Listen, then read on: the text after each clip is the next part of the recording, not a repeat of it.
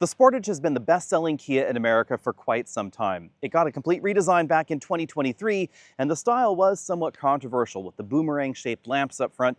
It didn't quite look like the other Kias in America. I wasn't the biggest fan, but what do I know? It continued to be the best-selling Kia in America and sold better than the previous generation. But for 2026, the designers must have known that not everybody was a fan of that look. So they decided to make this Sportage look more like the slightly more conventional Sorento. In addition, they've also given it new tech, an updated hybrid system, and an updated plug-in hybrid system as well. So do you want a 2026 Sportage, or should you look at some of the other alternatives? Let's find out.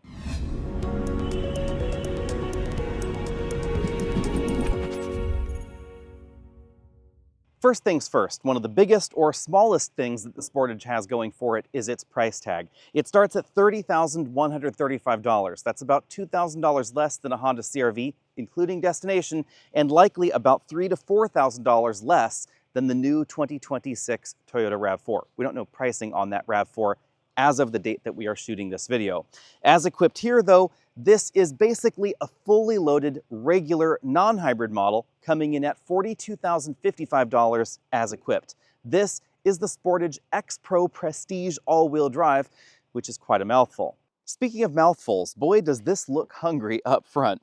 We have the same sort of signature DRL stripe here that's going on in the EV9 and a bunch of other new Kias, and then we have this really wide grille. Not all of it is functional. In fact, just this center section is actually grille. The rest of it is just designed to make this look wide and look hungry. We get different headlights in the different trims. If you're looking at the base model, we get a combination projector and reflector full LED headlight. The top end trims have these ice cube style lights, and then the LED fog lights are optional as well. You won't find those in the base model. This model year is a refresh, not a redesign. So the hard points, the length, the wheelbase, etc., they're basically the same as the outgoing model. This is 183.5 inches long, putting it on the long end of the segment, but not the longest entry. On the other hand, we do have class-leading legroom. We're going to talk a little bit more about that later, but basically, if you want to put longer-legged people inside or big rear-facing child seats, you want to check out the Sportage before you check out a RAV4 or even the Honda CR-V. And we also have a pretty decently sized cargo area in the back, because even though we have this swoopy kick-up in the greenhouse, we have a roofline that stays pretty consistent as it goes towards the rear, and actually a relatively vertical hatch on the inside. The styling back here does angle it out, give it a little bit more of a sport back kind of hatchy look back there, but on the inside, it's relatively upright and practical. Rugged go-anywhere styling packages are all the rage. Now you'll notice I said styling packages, not go-anywhere capability packages, because basically the only difference between the X Pro and the regular Sportage is the tire. We don't get any extra ground clearance. We have 8.3 inches of clearance in every Sportage, which is definitely very good, including the plug-in hybrid models. And honestly, you could swap these wheels and tires into any Sportage and have the same capability we'd find in the X Pro model. We'll talk about the drive modes on the inside in a bit, but this is basically it. BF Goodrich 235/65 R17 trail terrain tires, which are not the most aggressive all-terrain I've seen. Moving around to the rear, we have full LED taillight modules in this model, a center-mounted LED brake light, and a center-mounted LED backup light down there just below the license plate. They've tucked the exhaust tips up under the bumper, and you'll notice the bumper doesn't really stick out much from the hatch. In fact, the hatch itself is about even with the bottom of the bumper. That's how we find class-leading interior room with a package on the outside that's actually about the same size as some of the competition. Kia decided to really go all in on space efficiency, probably because this is sold around the world. It's not just designed for the North American market. But if you wanted a bit more of a bump guard in the back, because this is sheet metal right up there, then you might want to look at some of the other options. I continue to be surprised that so many off-road trims use so much shiny black plastic. Check out the insert in this rear bumper. That's certainly going to show off-road scratches pretty easily, but also shopping cart dings, parallel parking mishaps, etc. I wish it was something other than this. On the other hand, if we look behind the power hatch, we have an enormous cargo area, 39.6 cubic feet of storage space, and if you fold down those rear seats, you get 74.1 cubic feet. This is among the biggest and squarest cargo areas in this segment, and it was able to swallow 6 24-inch roller bags in our testing. That's basically the equal of the RAV4, with a heap more legroom on the inside for rear passengers and the driver and front passenger as well. You'll also get the exact same cargo area in the hybrid model. It doesn't reduce down, but you will lose a little bit in the plug-in hybrid. Drops down to 34.5 cubic feet. If we lift up the load floor, we even find a spare tire down here, and this is a 2-stage load floor, so I could pull this out and then slot it in the lower slot if I wanted just a little bit more space right there like that. There's a roller style cover to cover your goodies, and the rear seats fold 60/40 style from the cargo area and from the second row. As with last year's Sportage, there are 3 different drivetrains offered under this hood. There's a plug-in hybrid, a hybrid, and the non-hybrid that we're taking a look at today. I have to admit, if I were shopping for a Sportage, I would probably get the hybrid at the very least, mainly because of the power figure. That one produces 232 horsepower, this 187 from a 2.5-liter 4-cylinder, although it is mated to an 8-speed automatic transmission, not a continuously variable automatic like so much of the competition is these days. You have the choice of front-wheel drive or all-wheel drive, and your fuel economy is going to range between 28 and 24 miles per gallon, depending on the options you choose. If you choose the X Pro with these particular tires on it, then your fuel economy is going to drop by 2 miles per gallon versus the rest of the all-wheel drive lineup. But on the other hand, you could get a hybrid and you could get between 42 and 35 miles per gallon and 232 horsepower. And you aren't going to have one of those eCVTs or parallel power split systems that not everybody is a fan of, because Hyundai and Kia's hybrid systems use a regular 6-speed automatic. So if you like that 6-speed automatic feel, you're just worried about those other kinds of transmissions for whatever reason, again, because they're actually pretty good, you might want to check out the hybrid, or the plug-in hybrid that bumps that further up to 268 horsepower, 36 miles per gallon, and 34 miles of electric range. If I could afford it, I would get the plug-in hybrid, and if I couldn't, I would probably stop at the hybrid. When it comes to front seat comfort, I'm going to give these seats 8 out of 10 points. We lose points because the passenger seat does not have any adjustable lumbar support, and the driver's lumbar support is 2-position only. It hits me in kind of an unusual place in the back. It's a little bit too low for my height. Speaking of height, if you have longer legs or you're a taller person, you might want to check out the Sportage because these front seat tracks move really far rearward, and there is a ton of legroom inside. But you want to skip the sunroof, because with this power sunroof option, it's the panoramic sunroof moonroof thing, you lose about 2 inches of headroom. It goes from 39.6 down to 37.8. So above average down to a little bit below average. We have a tilt telescopic steering column with a pretty decent range of motion, and we'll talk about the controversial shape in just a moment. With that front seat comfortably in my driving position, let's check out things in the rear. I have 8 inches of legroom sitting behind myself. That's a lot of room, making it a lot easier for taller people or child seats to fit easily in the back. Moving over here to the middle seat position, headroom is still pretty generous, although my hair is now brushing the ceiling if I try and put my head back there. Scoot over to this side, and you can see the kind of room we have going on. This seat is comfortably adjusted for a 6'5" person I had up front. I still have gobs of legroom left here. The rear seats also have a recline function. There's a little lever right here that allows you to both fold them or recline the seats from inside. Now the rear seats, they're currently in their more reclined position. If you put them in this really upright position, they're notably less comfortable, but it does allow you to square off the cargo area back there if you need to. Going in for a closer look, no lumps or bumps back there in the ceiling because the shoulder belt comes out of the seat back itself. That's definitely my preference. We do lose a little bit of headroom back here with the panoramic moonroof, but you can see it extends to just about the rear passengers' heads. Moving up front, we find a jacket hook or a coat hook or whatever you want to call it right there on the back of that front head restraint. We have a bag hook down here, USB-C charge point on the back of each front seat, air vents here, and then a knick-knack nook right below. On the child seat front, we have latch anchors that are well positioned on the rear seats. We don't have any flaps or any doors to lose. That's a nice touch. But a bit of a problem is the center shoulder belt, which is not well centered in the rear seat back. It's actually shifted over here to the passenger side on this side. And that means it's going to interfere with the belt buckle. In fact, whether you're putting an adult or a child seat there in the middle, it's kind of an awkward position for that lap and shoulder belt combo. It interferes with the latch anchor and it interferes with that buckle there. Now, on the other hand, we have lots and lots of room. That front seat is still adjusted for me at 6 feet tall. Check out how much room we have between that child seat right there and the front seat. That means it's going to be a lot easier to put rear-facing child seats like this behind taller drivers up front. In fact, you could probably put a 6'4", 6'5" person up front and still probably comfortably and safely put some of those larger child seats behind. The extra legroom is definitely one big reason to get something like the Sportage over the RAV4, where I would not be able to sit with a child seat behind me. Let's check out the interior now, bearing in mind that we are in basically the top-end trim if we're not talking about the hybrids or the plug-in hybrids. Up here we have the buttons for the panoramic moonroof that you saw earlier. We have slide to the side sun visors with vanity mirrors and lights for the driver and front passenger. We have grab handles up here in the ceiling for all 4 seating positions. Nice touch there. We have, again, those eccentrically shaped head restraints for the driver and front passenger with the hook behind. Height adjustable shoulder belts for the driver and front passenger. And you can see that this upholstery is perforated because these seats are both heated and ventilated in kind of this eccentric pattern right there in the middle. The bolstering, it's not terribly aggressive up front. It may look a little bit more aggressive on camera, but I found it actually quite roomy for my size and my height. Moving over to the doors, we find a combination of soft and hard touch materials. So soft touch plastics in the upper section of the door, harder plastics down lower, for instance, around that bottle holder area and storage area down there at the bottom.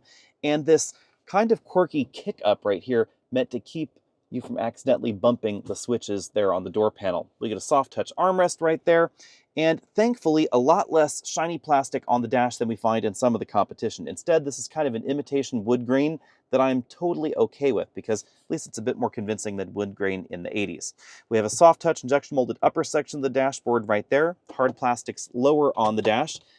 Bin style glove compartment there. I was able to fit an 11-inch tablet computer in there just barely, but you'll notice we still weren't able to get away from the scourge of shiny black plastic. There's a strip running right here across the dashboard just below the air vents, and it does have some fine scratches already on it. I'm not clear who thought maybe buyers would get confused and think they're in a piano store or something like that with all this piano black, but I really wish it would end up dying. Moving up here, we find the new twin screen setup that we've seen in other Kia models before with slightly updated software. Of course, we have Apple CarPlay and Android Auto there. We can go back to the native Kia interface and you can see the software update versus when this generation first launched. It's definitely going to be familiar if you've been inside a Kia model recently. Pretty feature rich. I love the fact that CarPlay takes up that whole screen if you want it to. Moving down here, we find my least favorite button bank for HVAC and nav stuff. This is what we noticed in our EV6 was it always seems to be in the wrong mode. Sure enough, if you're going to try and adjust the temperature, it's in this mode where this knob is power and volume, not in that mode where that is now the temperature. And then this one over here becomes the tune knob. And then we have touch buttons in the middle. I think the touch buttons in the middle just fine, and the screen's kind of cool. I just wish that we had dedicated buttons for the temperature, dedicated knobs there. Moving down below that, we have a Qi wireless charging mat, the USB interface port, where you can choose between this being a USB interface or charge only. Wireless CarPlay is supported, but right now I'm using that USB cable. More of that imitation wood trim is going on here. And again, I think this is good because it's going to make this area scratch up a lot less. And the plastic that is here is a matte plastic that's going to show those fine scratches much less readily. We have the buttons for the heated and ventilated seats and steering wheel there, buttons for the other control systems like the hill descent control, auto brake hold, auto start, stop, enable, disable, etc. The cup holders have these little twirl out dividers so that way you can lock or unlock your drinks in place. We have the sort of switchblade-y style key here. Kind of looks like a switchblade style key, only the key doesn't actually pop out or anything like that anymore. Down here we have a moderately sized storage compartment with a 12-volt power port in it. Moving over to the dashboard, no head-up display in this model right here, but we do have a big LCD instrument cluster. These are not as configurable as some, though. That is one complaint I've had with Hyundai and Kia models for a while now, is I kind of wish their LCD clusters did something. There once was a time where that was pretty cool, but now a lot of the competition has highly configurable displays with moving maps, things like that. This is more of a basic design. The steering wheel, though, definitely not a basic round wheel. It's kind of this interesting squircle thing where it's not exactly a round wheel with a chopped off top and a chopped off bottom because this section is actually based on an oval anyway. So this is not round here on the side. That's actually tapering there already. And then we have that flat top and then the flat bottom and then this twin spoke design. We have combination drive mode here, I guess you'd say. It's really just 6 drive modes. Snow, mud, and sand are accessed via this one. Normal, Sport, and My Drive are accessed via this one, but they basically control the same sort of thing, the way the engine, transmission, and traction control behave. Buttons for the rest of the system, the rest of that instrument cluster system, I should say, are up here. We then have adaptive cruise control there. This is your steering assist button. We now have the HDA2 system from Kia, and then over here we have our infotainment controls. On this side, we find the electric parking brake, dimmer switch, things like that. Also, the 2-position memory settings for the driver's seat. And before I forget, we do have a Harman Kardon audio system here. So Harman Kardon speakers in the doors, on the dashboard, and in the center position. I'm happy that they did not move this model over to the Bose audio systems because Kia has done that in a few of their models, and I really don't care for the way their Bose systems have been tuned. All right, it's time to get the Sportage out on the road. I'm gonna floor it around that corner because I don't have to worry about spinning out since we have all-wheel drive and less power than we find in the competition. In fact, this model took 9 seconds to go 0 to 60. That is one of the slower acceleration times in this segment. It doesn't feel quite as slow as that number would indicate because from 0 to 30 it seems kind of peppy, but then it takes a while for the engine to wind up once you get over about 40 miles an hour or so. If you want to go faster 0 to 60, you want the hybrid model. That is significantly faster than this, nearly 2 full seconds faster 0 to 60. And the plug-in hybrid is a little bit quicker than that because the plug-in hybrid has a more powerful motor and it can get 0 to 60 just a little bit quicker. You want the other trims of this also if you're looking for a shorter stopping distance. Because of the all-terrain tires we find on this model, stopping from 60 miles an hour back to 0 took 125 feet. That's a little on the long side. It's not as long as something like a Forester Wilderness, but it's not quite as short as Forester models without the Wilderness treatment, or of course Sportage models without the X Pro treatment. Handling also suffers a little bit from that tire compound. We're not going to be driving it too hard out here in the rain. It is actually the summer technically, I promise, but right now it's 55 degrees and raining outside because we're in coastal California and that sort of thing happens. But the handling is well done. The suspension is really well dialed in. I think the steering is as communicative as it can possibly be with electric power steering, but the grip levels are definitely below some of the competition, or of course the Sportage models with more normal all-season tires on them. The counterpoint to that is the ride quality. When it comes to ride quality, this model gets an A+. Whether it's a small or a large imperfection, this soaks up the bumps really nicely, and we get those higher profile tires, which helps cushion the blow a little bit further. Every Sportage has a pretty decent ride to it, but the best ride definitely happens in this model with those higher profile tires. For a model with sport in the name, ride quality definitely leans towards comfort rather than overt sportiness. The Sportage may not be the sportiest entry in this segment, but the suspension is really well designed. It does not become upset over broken pavement, washboard pavement in the corners, potholes, rougher gravel roads, etc., like for instance the Mazda CX-50 sometimes can. The CX-5 I think is a little bit better sorted than that CX-50, but this is actually a little bit more similar to something like the Honda CR-V in terms of its suspension tune and in terms of its suspension refinement. Also quite refined is the cabin noise. Wind noise and road noise are well controlled, and even the engine noise, it's not as gruff as some of the competition, but if you dig deeper in the throttle, you will certainly hear more of it in this than you do in the hybrid or the plug-in hybrid. But at 50 miles an hour, we measured 62 decibels, which puts this among the quieter entries in this segment. Now, remember, if you're making comparisons to older videos on the channel, they recently repaved the road surface, and that's why some of our numbers have dropped. On the subject of low numbers, we need to talk about fuel economy now. Over a week of mixed driving, we've been averaging 23.5 miles per gallon. That's right around what the EPA says this should get. On my best fuel economy test loop, I averaged 25 miles per gallon. Most of that has to do with the tires that we find on this model. They're not exactly conducive to fuel economy. And that's borne out because if you get the non-X Pro versions with the regular tires and all-wheel drive, you get better fuel economy. Obviously, you get better fuel economy in the front-wheel drive model and the best fuel economy in the hybrid models. If you're comparing hybrid to hybrid, remember that this uses a mechanical all-wheel drive system in the hybrid trim, not an e-axle setup like we find in the RAV4 hybrid. So that accounts for most of the fuel economy variance between all-wheel drive Sportage and all-wheel drive hybrid RAV4. At least we do have that hybrid model, because the Sportage hybrid is quite efficient, but this is actually on the lower end of things for this segment. Now on the other hand, we do have an 8-speed automatic transmission here, not a CVT. And if you want better fuel economy, you want a CVT. If you don't like CVTs, then you have to give up some of that fuel economy and get something like this. You will find slightly better fuel economy in some of the off-road trims in the competition, but a lot of them actually still have CVTs. And one of the main ones, whoops, big pothole there, one of the main ones that does not, or did not, was the RAV4. But remember, the TRD version is gone, and we're going to be all hybrid now for 2026. So is there a competitive model now in this segment? You tell me down there in the comment section. Looking at this pricing chart, you might be thinking a few things. First, the Sportage is definitely less expensive than the competition, And second, there's some competition missing. That's simply because we couldn't fit all the options on here, and there are a ton of compact crossovers and SUVs in the United States that you could cross-shop against the Sportage. We just don't have time to talk about all of them here. So instead, we're going to focus on the best sellers and the ones that I think are the closest competition. Clearly, we have to talk about the RAV4, but remember, these are 2025 RAV4 prices. We don't know what 2026 is going to bring us yet. Also, Subaru has not yet announced 2026 pricing on the Forester, but I suspect it's going to be pretty similar to the outgoing model. Ditto on the CX-50 from Mazda. With that out of the way, let's dive into the competition. Again, clearly we have to talk about that Toyota RAV4 first. Now, as of the time we're recording this video, we have not driven the new 2026 RAV4 yet.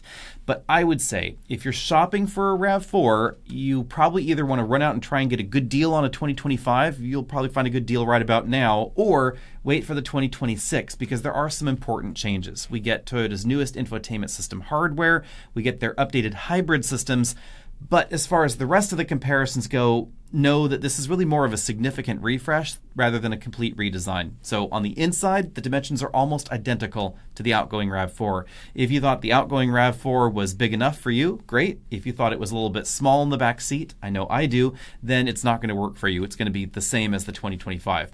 If you're worried about waiting, check out some of the photos and the videos on the 2026. Go to your Toyota dealer, sit in a 2025, see if the space works for you, and then you can decide whether you want to wait for the newer hybrid systems, etc. Now, speaking of the hybrids, again, that is going to be standard, but in a twist from 2025, the hybrid all-wheel drive is going to be optional. So it's going to start with 226 horsepower and the hybrid system, then go up to 236 horsepower with the all-wheel drive hybrid, then 320 for the plug-in hybrid. The plug-in hybrid is going to have greater availability, they're promising, in 2026, which is definitely a very good thing because you'll get 50 miles of all-electric range. I'm really intrigued about that plug-in hybrid because I suspect on the pricing side of things that the regular hybrid model is going to start around $34,000 including destination, so a decent bump up in terms of the lowest price available in a RAV4, definitely significantly lower still over on the Sportage side, but I suspect that the plug-in hybrid is going to become less expensive, at least in those base trims. Of course, you're going to have to wait to find out more on that when we actually get our hands on that final RAV4 and start driving it soon, coming in a few months. Now, the Honda CR-V, it's big, it's comfy, there's an available hybrid, and technically there is a plug-in hybrid available, but it's not a gasoline plug-in hybrid, it's a hydrogen plug-in hybrid.